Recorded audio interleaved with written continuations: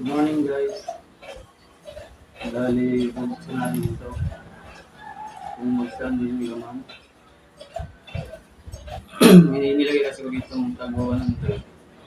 Inisip ko baka nasira lang. Sayang din.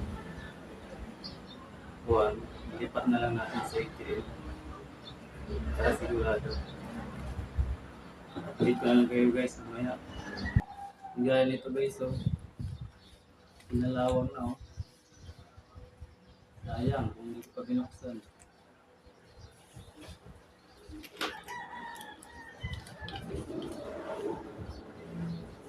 Nga, binuksan ko na oh.